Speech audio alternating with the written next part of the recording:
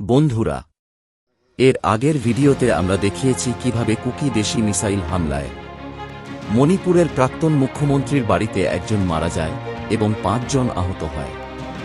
এরপর থেকেই মণিপুরে হাই অ্যালার্ট জারি করা হয়। প্রতিবেদনটা সম্পূর্ণ দেখুন, সবটা দেখাবো আমরা। আপনারা দেখছেন VI নিউজ বাংলা, আর সঙ্গে আমি রাজু।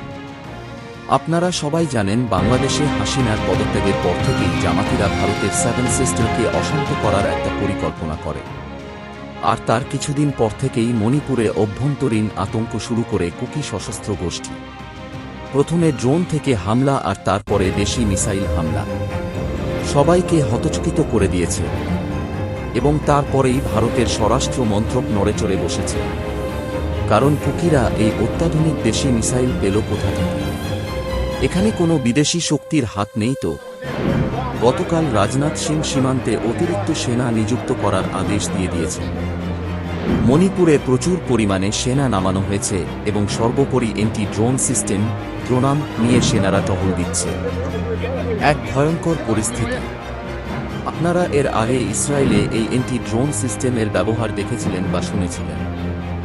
এবার আমি আপনাদের দেখাবো ভারতের নিজস্ব তৈরি এন্টি ড্রোন সিস্টেম ড্রোনাম।